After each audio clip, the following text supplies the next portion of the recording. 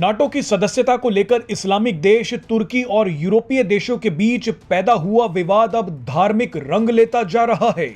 Sweden, Finland और Denmark जैसे देशों में अचानक इस्लाम के खिलाफ लहर देखने को मिल रही है।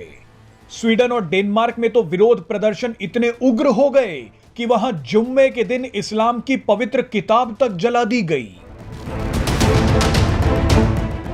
इस घटना के बाद दुनिया भर के मुस्लिम देश आग बबूला हो गए हैं। विवाद बढ़ता जा रहा है। इस वीडियो में आपको बताएंगे कि दो देशों के बीच शुरू हुआ विवाद कैसे धार्मिक जंग बनता जा रहा है। दरअसल ये सारा विवाद नाटो की सदस्यता को लेकर शुरू हुआ है। रूस और यूक्रेन युद्ध के बाद से ही नाटो के विस्तार की बात चल रही थी।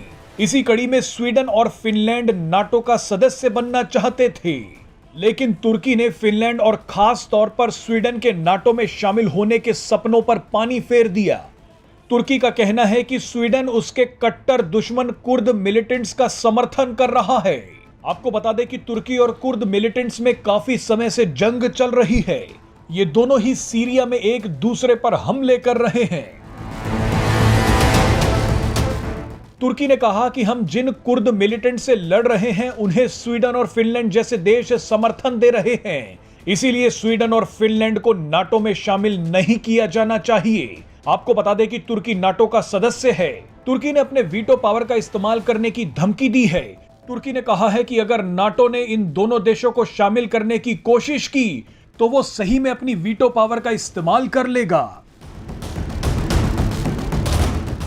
आपको बता दें कि अगर कोई भी देश नाटो का सदस्य बनना चाहता है तो उसे सभी 30 नाटो सदस्य देशों के समर्थन की जरूरत होती है, लेकिन इस मामले में तुर्की समर्थन देने के लिए तैयार नहीं है।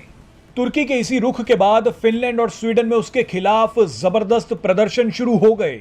सबसे पहले तो 21 जनवरी को स्वीडन की राजधानी स्टॉकहोम्स में तुर्की दूतावास के बाहर इस्लाम की पवित्र किताब को जला दिया गया। इस घटना के बाद तुर्की गुस्से से पागल हो गया।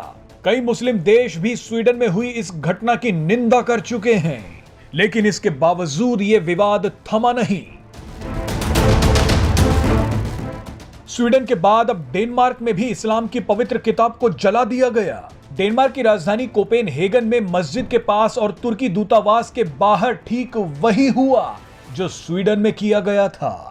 इन देशों में तुर्की के खिलाफ जो प्रदर्शन हो रहे हैं उनके पीछे दक्षिणपंथी नेता और कई कार्यकर्ता शामिल हैं।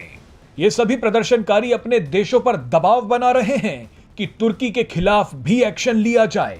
इस पूरी घटना में सबसे हैरान करने वाली बात यह है कि जो विवाद नाटो में शामिल होने या ना होने से शुरू हुआ था वो अब इस्लाम के विरोध में बदलता जा रहा है। तुर्की के खिलाफ विरोध कर रहे लोगों ने अब यूरोप में इस्लामिक कट्टरता के खिलाफ जंग छेड़ दी है।